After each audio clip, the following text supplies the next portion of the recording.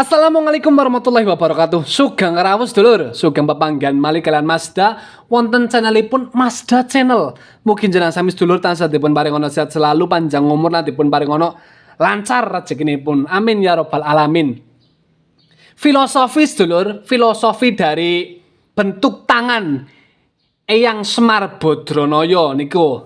Bentuk tangane Kyai Semar sing setunggal ngoten iki, sing setunggal ngoten iki. Niki sedaya menika mengandung makna utawi filosofinipun, nggih. Niki bentuk tangane Kyai Semar Badranaya sing asta setunggal utawi asta ngajeng niki tangane bentuke ngoten iki. Niki mengandung artinipun menungso niku kudu duweni panembah sedulur. Ngoten niku. Niki kan salah sijining bentuk tangane Kyai Semar sing kados tiang ngapunten tiang salat asyhadu alla ilaha illallah wa asyhadu anna muhammadar rasulullah, tegesipun tiada Tuhan selain Allah. Ngoten niku nek kasarane Islam. Dados nun sewune agama napa mawon, kapercayan napa mawon sedaya menika sae. Dados menungsa wonten ngalam donya menika wonten ingkang nitahaken, wonten ingkang gerakaken, wonten ingkang dalangipun. Ngoten niku sedulur. Mboten wonten kali tiga nggih namung Gusti Allah Subhanahu wa taala. Ngoten niku. Mulane tangane Kyai Semar Badranaya niki sing setunggal niki ngacung niki lho napa jenengane? Jari telunjuk niki lho, jari telunjuk. Niki kan jari telunjuk Kyai Semar niki ngoten niki kan.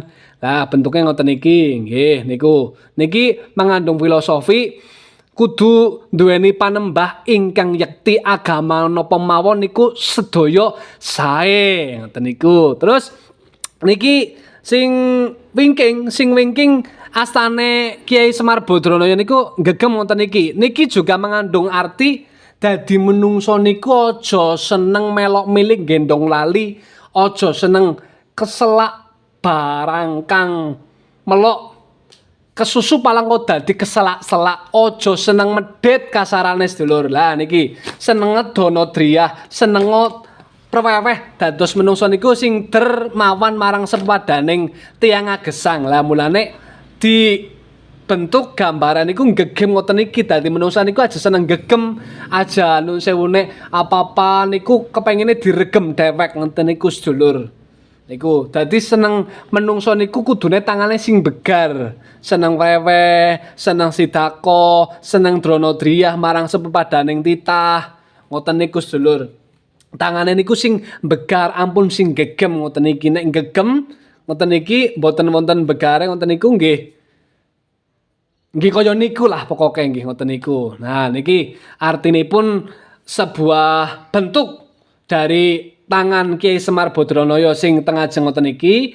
Ten iki kaya wong dene wong salat sing teng wingking niki gegem ngoten iki. Niki sedaya niku wonten maknanipun, sedaya niku wonten artinipun utawi wonten filosofinipun.